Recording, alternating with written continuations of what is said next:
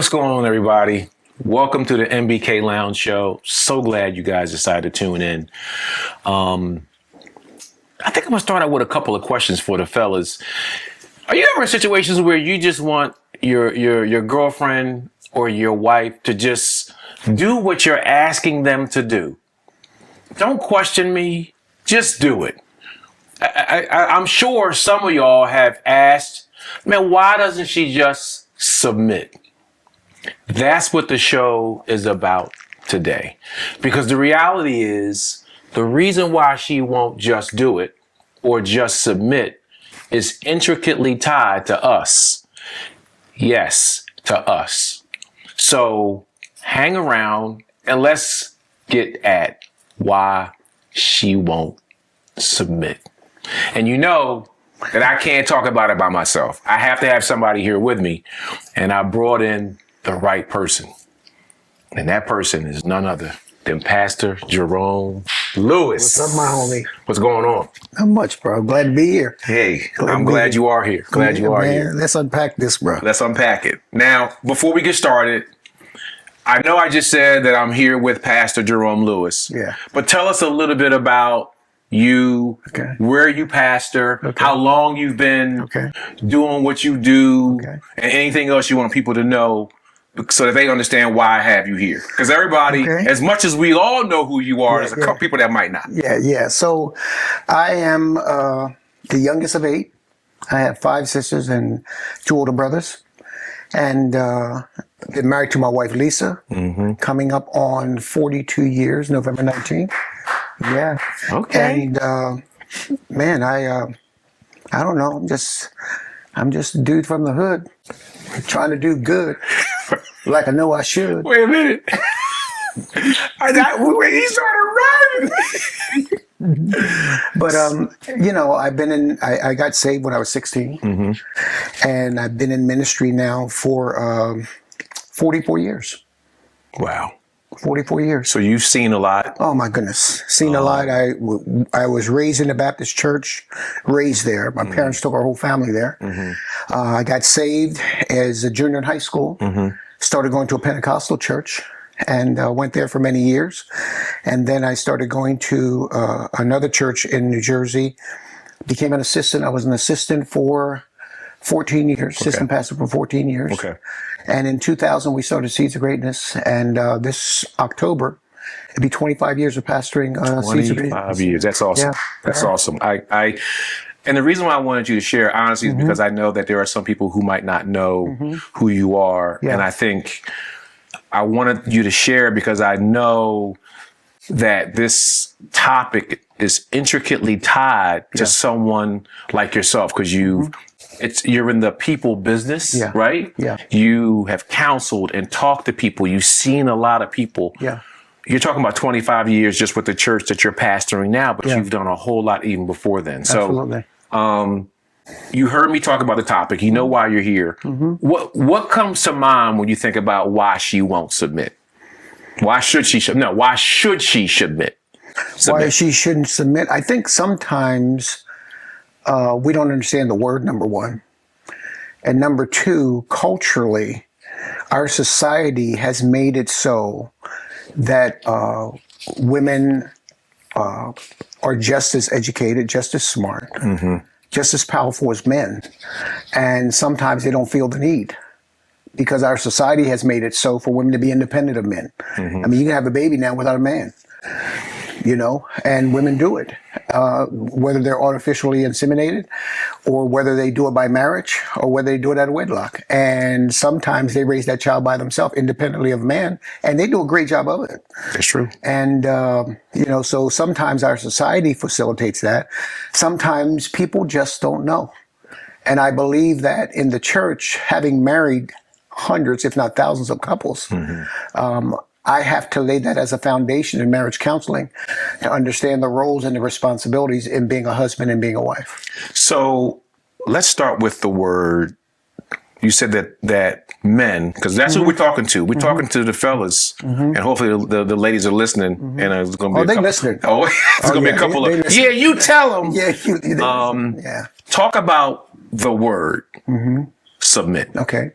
Well, submit in its simplest form, means to come under the authority of a superior. Okay. That's in its simplest form in Webster. Right. In breaking down the word from my perspective as a pastor and dealing with couples and dealing with it from a biblical perspective, it's made up of two words, sub and mission. Okay. Sub means under and mission means assignment. And so it's important when I deal with marriage couples, I talk about, I focus on the husband. I said the primary focus and the pressure is going to be on you as the head. Because if you're going to be the head, that means you're leading. And so you need to have an assignment if the woman is going to submit to you as the leader. And a lot of times I've found that men don't have a vision. They don't know what their assignment is. And therefore the woman feels like she has to take up the reins and lead the family, which is reverse to what the scripture says. Right. Right. And it causes a lot of confusion. And it can also set up the children to see the wrong type of pattern biblically and cause them to go into future relationships with their relationship upside down. Okay. I didn't even think about that. But you're absolutely right, because the parents are the examples for the kid. They're the model. So it's funny, you talked about earlier, you mentioned the society. There's, what I did was I kind of wanted to know, like, what are some of the things, not like, I don't ask myself the same question sometimes. Why won't Lisa submit? Yes, I said Lisa. Yeah, I got one too. But one of the things that I found was it talked about cultural conditioning and patriarchy. In many cultures, both historically and currently, men have been taught to see themselves as natural leaders or decision makers, but they may view submission as obedience, which basically is just do what I say. They think manhood means dominant rather than being a servant leader. What's your thought on that? I think that those words are very harsh, and those words are not going to be something that a woman will comply with. Yeah. The word I would think in terms of when it comes to submission is yield. Yield tends to be a softer term, but it also carries a different definition to it. It's like when you pull up to a stop sign, cars are coming, but you have to yield. And so that means you don't stop the cars from coming, but you give the other ones permission to go ahead in front of you. Right. And so I think that it's all about how it's packaged to our women on how we say we want them to do something.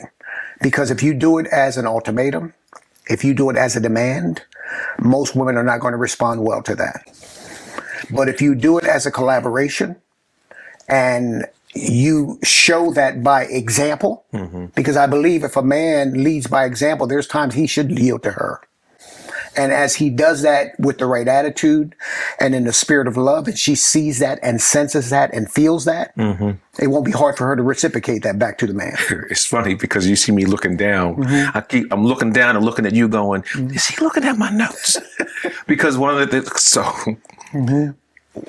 what I did was I looked at why men believe women should just submit, right? So one of them was what you just addressed from a cultural standpoint. The other one is insecurity or control issues. Some men confuse leadership with control. Right. When they're insecure or unsecure of their worth, they may demand submission instead of earning respect, and they use religion or a tradition to justify dominance. That's right. Because if we have to look back at our fathers. Yes. Which is a whole nother. You got a whole nother door you open, because what if I don't have a father? But stay there. If you don't have a father, then if you have to model a positive behavior or role model, that might not be a father. Right. Because I know of nieces and nephews that don't have fathers, but I become that positive role model for them. Okay. And so I've got to give them something by what I model. Right. That they are attracted to. You see, that's something that they're attracted to. And so, I think that if you demand that of a woman, it's not going to happen. And I think that we have to rewire. And by that, I mean, we have to rethink and renew our minds, because men are going to do what they've seen their fathers do, whether good or bad. This is why a lot of times the prison population are sons whose fathers are already in prison. Right. But for us, we have to look back at our fathers or the role models that we have in our life and ask ourselves, were they positive influences for us? Because sometimes they're positive, good role models. Sometimes they're not. One of the things you mentioned earlier, because you obviously you're a pastor, and you talked about biblically, biblically. Some of why we think women should submit is because of what we have read in the Bible. And, Ephesians 5:22, and you already know, I know you know what it is, but let me read it for the people. Because even if you don't believe, right, it's still, you might be adjacent to, the Bible says, right? And then you have those that are believers, but Ephesians 5:22-24 NIV. Wives, submit yourselves to your own husbands as you do to the Lord. For the husband is the head of the wife, as Christ is the head of the church, his body, of which he is the Savior. Now as the church submits to Christ, so also wives should submit to their husbands in everything. So it's basically like, why are you asking me about what I'm telling you should do? Because the Bible says you should just submit. That's one of the reasons why we think, if you believe in the Bible or you heard that scripture, that's why they should do it. But see, the wife submitting comes after the husband, love your wife. So the way I love her is going to give her the desire to want to submit. Because I think it said, husband, love your wives first. It does. So but see, we like to start later. See, the thing is, when it comes down to submission, I've been married to Lisa coming on 42 years. I've never, in 42 years, asked her to submit to me. Not once. I've never told her you need to do that. I've never, not once in 42 years. Because the thing is, when she asks me to do something, I do it for her. And there are times I have to make an attitude adjustment. But because the way I love her, when she asks me to do something for her, I never have a problem with me asking her to do something for me. So I've got to lead by example in my expression of love towards her if I want her to submit to me. And if I show her the right type of love, I don't even have to say submit. Yeah, but because when you say you need to do this, right, it becomes a demand. Right.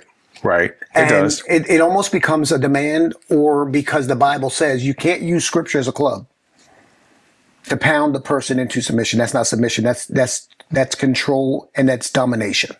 So, but here's what I will tell you, right? There's probably a guy watching, and he's saying, well, I never told my wife to submit, but submission also shows up as expectation, right? I expect her to do certain things, which could be a form of submission. She can only expect what she knows.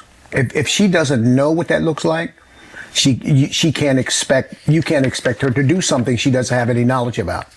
And so that's why I said it has to be a collaboration. It can't be forced. It can't be domination, because it becomes almost a form of slavery. You think about slavery. People were submitted because they were dominated. Well, they had to. Yeah. And that's how submission can become the same way in a marriage. And sometimes we don't use a whip, but we can use scripture. That is true. So, this is a feeling too that exists not just in marriage. There's a lot of people who might be dating someone, here's their girlfriend, and they still expect them to submit just because I'm the man, you're the woman, you're just supposed to submit. So it's not even, the Bible talks about wives, you should, right? And husbands, you should. But there are some people who aren't married and they still feel, especially the guys, they still feel like, well, she should submit to me. Maybe we need to define what is the role and the expectation of a man. Because if a man doesn't know what his role is, then the woman's role is going to be confused as his is. Because if the man's supposed to be the leader, okay, what does that look like to a man? What does a leader look like to a man? Because if he doesn't know what it looks like and if he doesn't know the role of a leader, then he's going to damage all the people that's following him. If he's supposed to be the head, what does that look like to a man?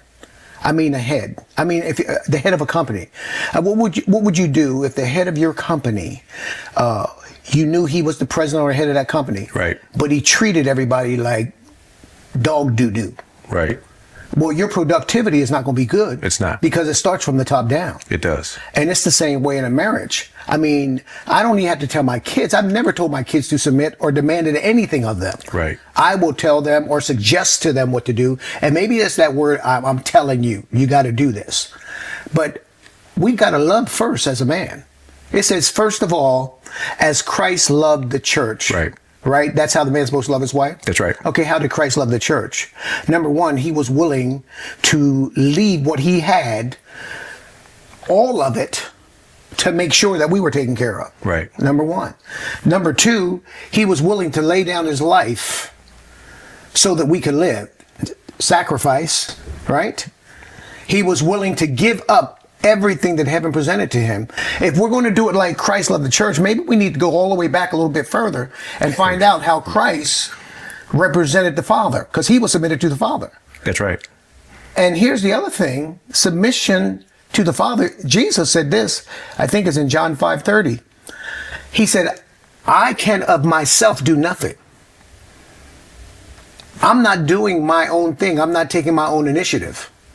I'm only doing what he says. That's total submission. So I think that in order for a man to properly to expect his wife to submit, first we need to look at his role. Is he submitted to God? Because if he's not submitted to God fully, how is he going to teach his wife to be submitted to him? Because God is his example. He's his wife's example. If he's not submitted to God, then does he really know how to submit? Because God's the ultimate one who submitted his son, and Jesus submitted his life. So you're saying, it's funny because I came to the conversation for the guys thinking about, you know, why she doesn't submit, right? Why? And then the question really became, well, why should she, right? The question should be, why doesn't he submit? That's where I'm going. I'm like, I now you've added a whole nother layer to this, because what you're saying is that I need to be the example of submission to God. Because if I'm going to be an example to my wife, to my son, and to my daughter, and I'm a man of God, then who am I submitted to? I've got to lead by example. Maybe she doesn't know what submission is. I need to model submission to her from God. And a lot of times men don't have the relationship with God. They don't even pray to God. Their wives do it for them. So how are they going to be the model of a God man when they're not even submitted to the God that they say they serve? And now they want their wife to submit to them? Why should the wife submit to the man if the man ain't submitted to God?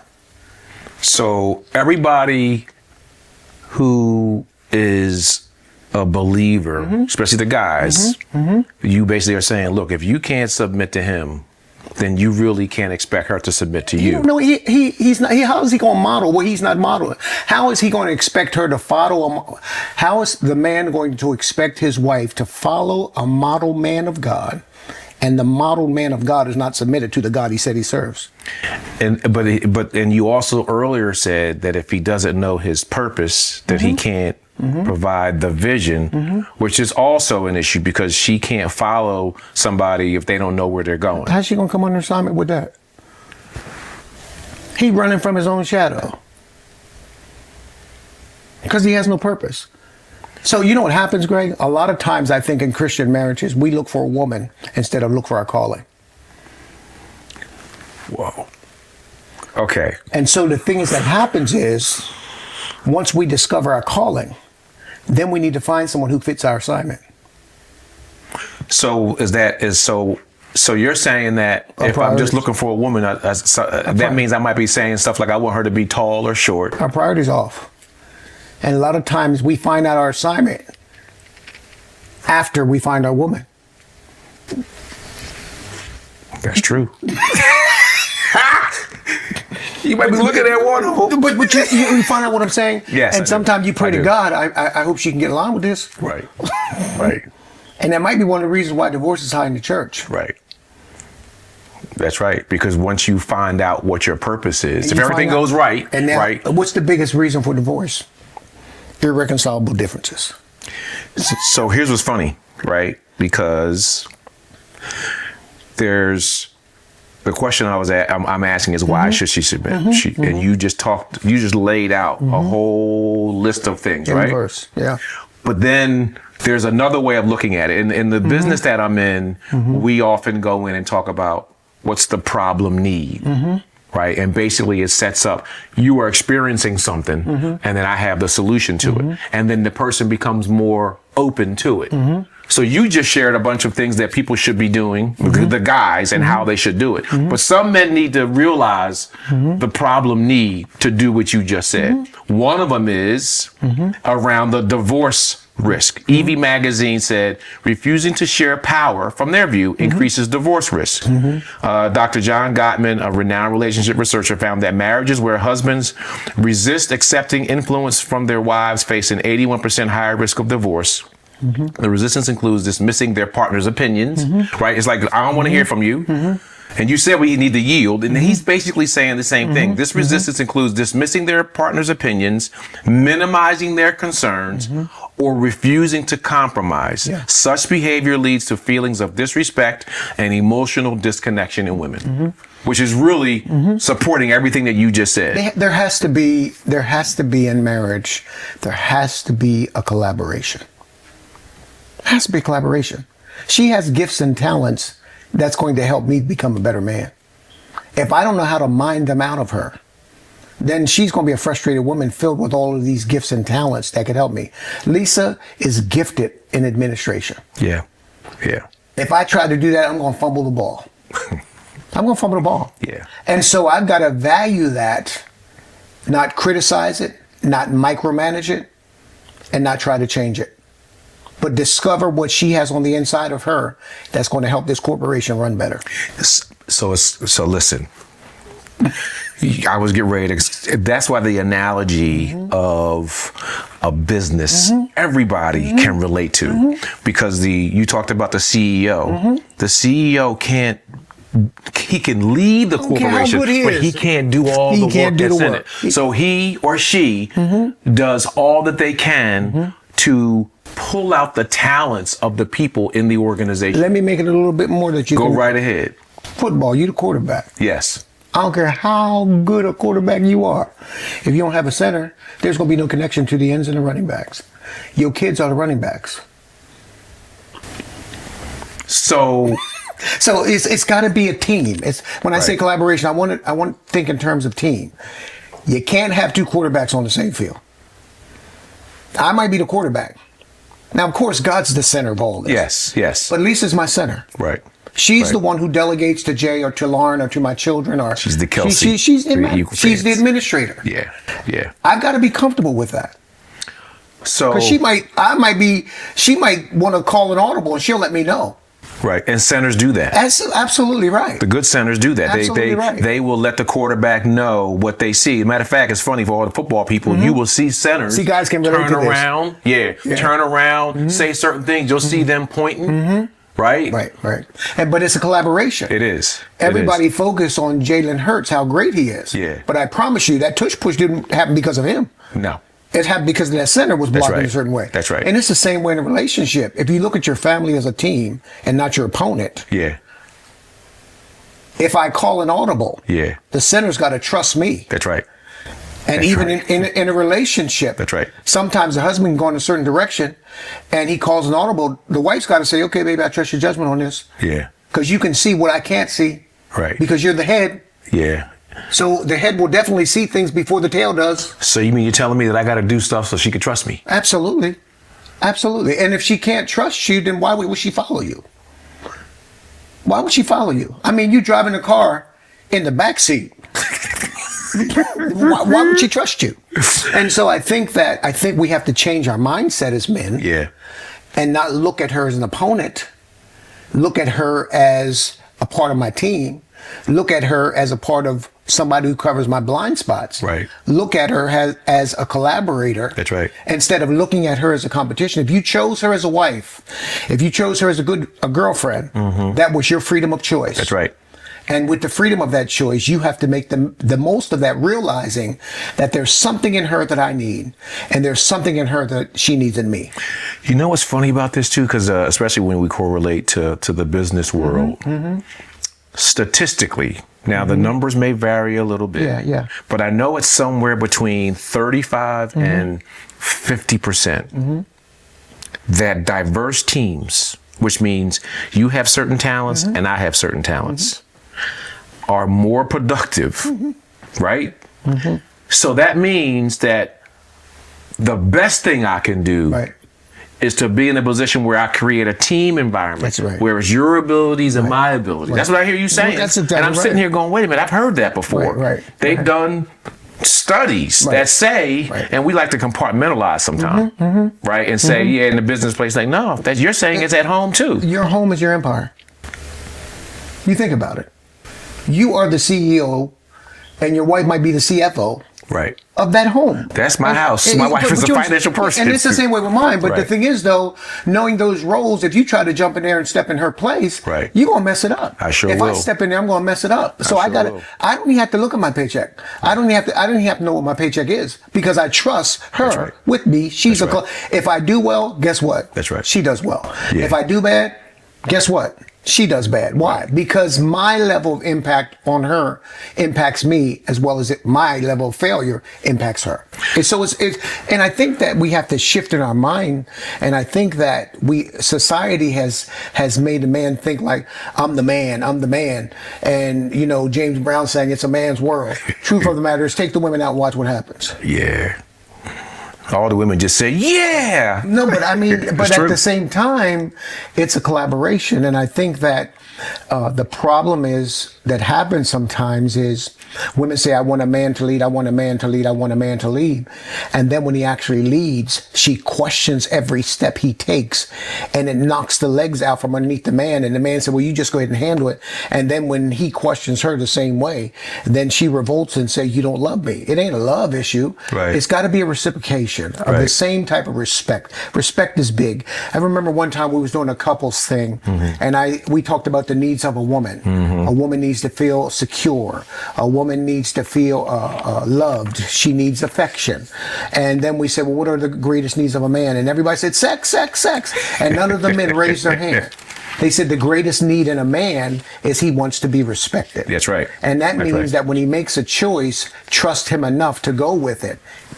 It might not be your choice, but you'll still get there. So I'm gonna mention something for the women. Yeah, help them out. At least I'm gonna help them out a little bit because I think it's rooted in submission and also tied to gender roles. And I want you to speak to this. So you talked about, I've got talents and she's got talents, but and then when we're a team, it's balanced pretty good. Yeah. Right. I'm still leading. I'm the quarterback, but I'm throwing you the ball when you're in the right position. Well, what happens sometimes is the traditional roles, right? It becomes the problem becomes.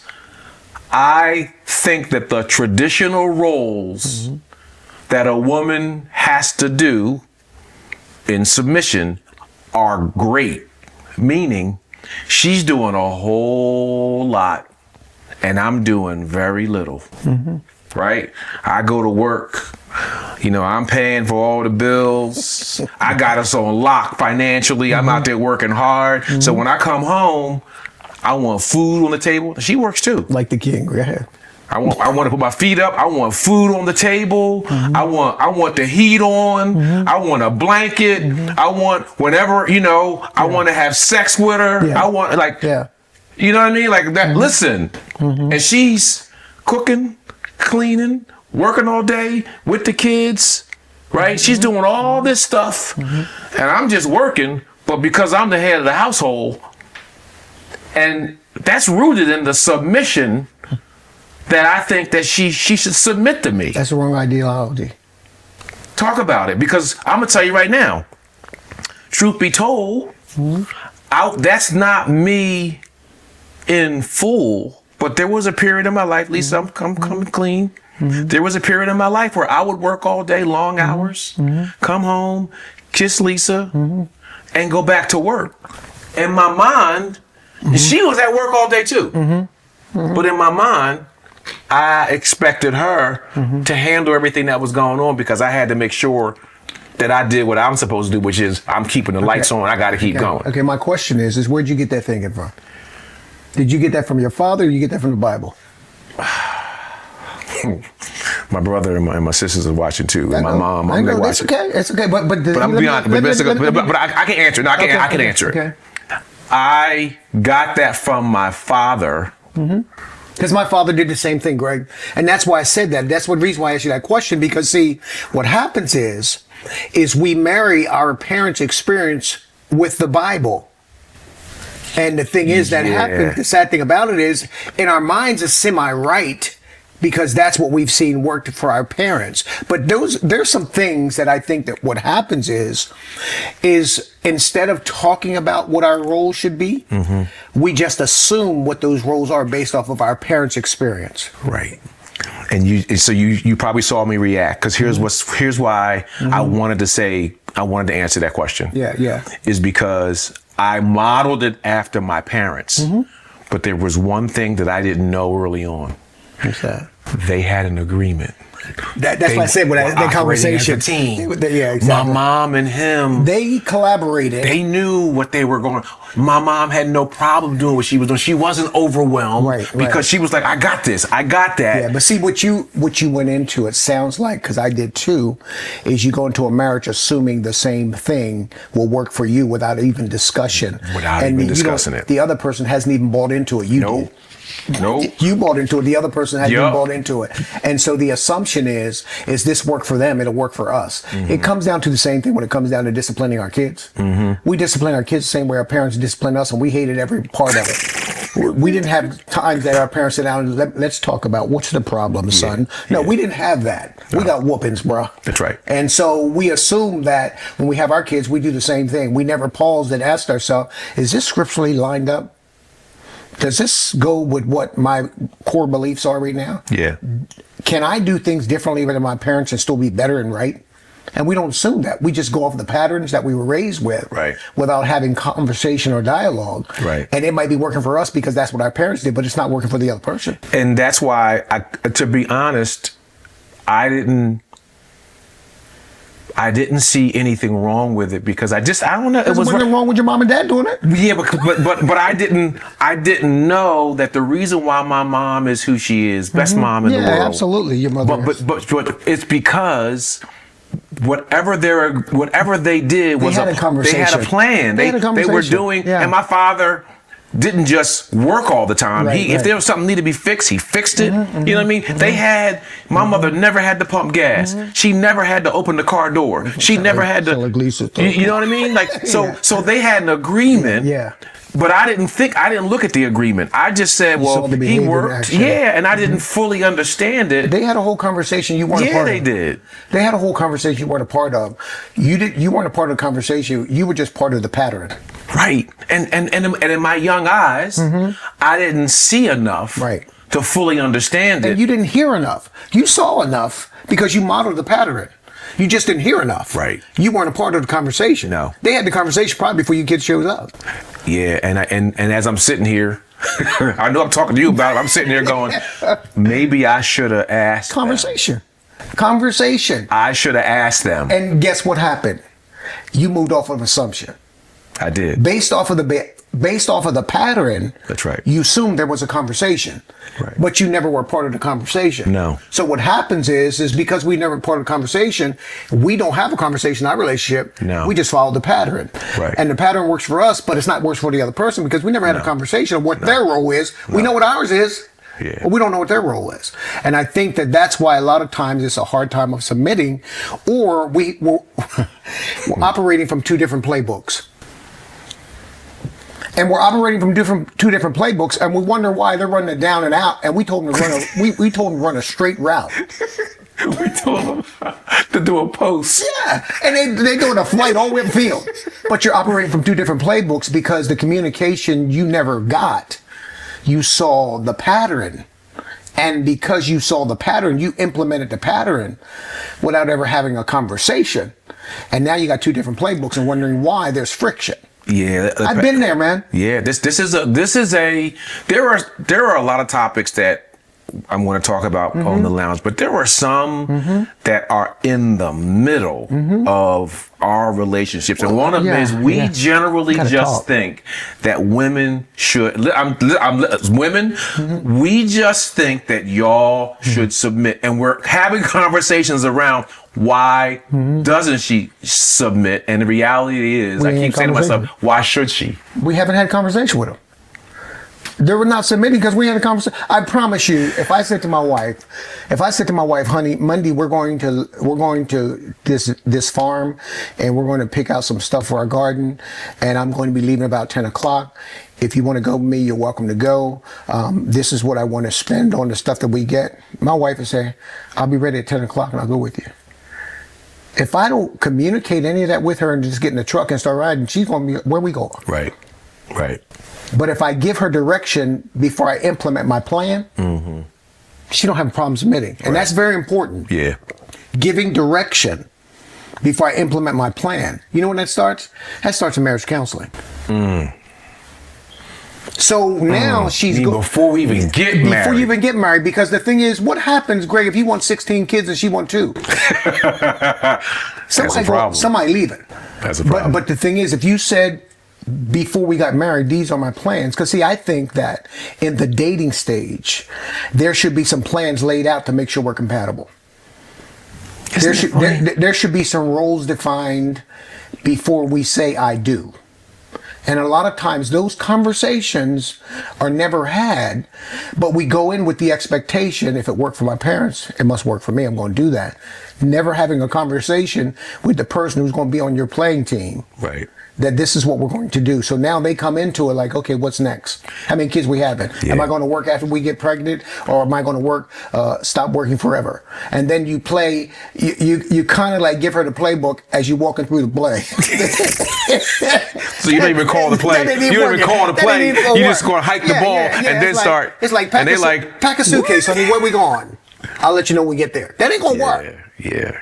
You know, and I think that it comes back to why don't they submit? Because they don't even know what they should submit to. Right. Because if the head doesn't have a playbook, then how are they going to know how to play? Yeah. And if the head's not submitted to God, he's not going to have any direction anyway. Yeah. He's going to be winging it. Yeah. And a lot of guys are winging it, and the women are not wing people. You don't need a woman as your wingman. That's true. You know what I'm saying? No, I know exactly what you're saying. And what I did. You might find this, I don't know what your take may be, right? But I know that you've shared several things around the things that we do that causes her not to submit. Yeah. We've talked about the benefit of having a purpose and doing things a certain way. And I want to get a little more clarity on those things. Because what I specifically did was I had to keep men in mind that were believers or not. And I did it on purpose. Because I wanted to see, does it match up? And guess what I found?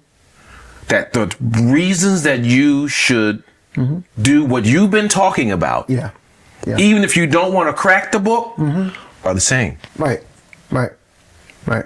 They're the same, because you talked about lead with love. I mean, lead with love, not control. Right. That's biblical. Right. I specifically researched, well, what about in a non-biblical way? Earn her trust through integrity. That's right. Being a man of your word. If you say you're going to go on a date at 5 o'clock and show up at 6, if you say you're going to go out to dinner with her, have money in your wallet and keep your credit cards with you, I mean, all of those things. If you say that you were over your mama's house and she drives by and your mama ain't even home, you ain't there. I mean, there's certain core things that translate to non-believers and believers. And honesty, integrity, being a man who has goals. I mean, nobody, you date a guy, you say, just don't talk about how many kids you will have, but say, what are some of your goals you have? What are some of the things you've accomplished? Right. All of those things speaks to whether that person has a purpose or not. You're absolutely right, because biblically it said lead with love, and you've been talking about that all along. When it was non-biblical, it said, it said lead with care, not control, which is if you care about the person, basically it's saying lead with love. Maybe it's not because it says in the Bible that you should love, but just the research even says that if you lead with love, you're going to get. What's that look like? And some of the things you said, opening the car door for her. Right. But she sits down, pulling out the chair for her. You know, the way you talk to her, your tone in conversation when you don't agree. Right. All of those things, because sometimes love can be a phrase that has no, so to speak, substance to it. It's just out there love. But what does that look like to a woman? What does it look like? You know, do you bring her flowers? Do you talk to her nicely? Do you respect her home? Do you be a good listener? Respect her privacy. All of those things. Yeah. That's for believer and non-believer. Yeah. You know what I'm saying? Like you said, showing up on time. Right. Dressing a certain way that makes her proud to be with you. Yeah. Treating her like she's the prize. And not a leftover. So we're getting close to, you know, kind of wrapping this up. And you've said a lot. But if there was something you wanted the fellas to walk away with, in terms of, you know, when they are asking, why doesn't she submit? And we're saying, why should she? What are some things you would say, whether it's something you've already said or not? What are a couple of 3 things that you would say, this will help her submit to you? I think the number one thing is for the man to be truly submitted to God. Because if you're not submitted, and submit means to yield to him. When you yield to something, that means you let them take the initiative and not you. So number one, find out what it means as a man of God. Find out what it means to be yielded to God. And then be yielded to God. Be the example of your submission to God to that woman. Be the example of a man of God submitted to God. Be that example to that woman, so that number one, she sees that you're a God-fearing, God-honoring man by the way you talk, by the way you walk, by the way you behave. Be that example so that she sees something admirable, because if she loves God, she's going to see him all in you. If she don't see that by the way you talk, you're cussing and lying and not talking right, all of those things are revealing your true heart, because of the abundance of the heart, the mouth's going to speak. So number one, be submitted to God as a man. Model that submission to God to the woman. Show her what it looks like so that it's easy. God never beats us over the head. God never steps on us when we make a mistake. God never cusses us out when we slip up and mess up. God always shows up on time. He is an on-time God. If we're going to model what he is to us, then that woman will see that, and she won't have a problem because you're her example. If we had mics, I would say drop it. Yeah, it's not.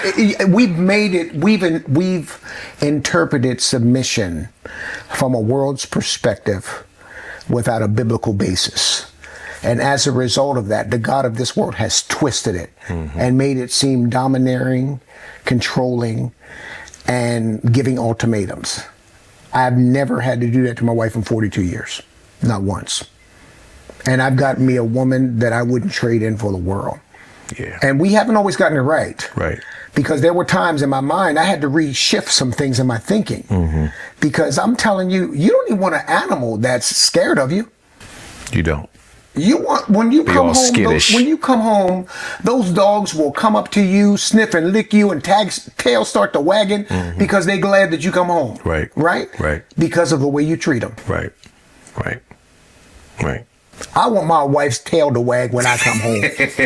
I want her to be excited when I come home. And it shouldn't be like that. It shouldn't be that I have to drive around the block hoping she's asleep before I come in the house. That's right. Or if I come in the house, the kids go and hide because they know Mr. Grumpy's coming. Right. That's not leading by example. It's not. I believe that one of the reasons why she doesn't submit is because we haven't modeled it well enough. All right. Well, listen, Pastor, I can't thank you enough for coming to the lounge again. Yes, listen. And what camera can I look at? What camera can I look at? Look at that one over there. Brothers, it's not hard. We're making it hard. She's looking for, I promise you, if you talk to most women, they don't want to lead. They're looking for a man that they can get under his arm, and that man can push doors open with his hand and lead that woman through doors that she's never walked through before. That's what they're looking for, because they want to be able to rest under the strength of your arm instead of pushing through things that you should be pushing through for her. So it's time for us to step up. Yo, fellas, what more can I say? Today, the question was, why should she submit? You heard it. See you next week.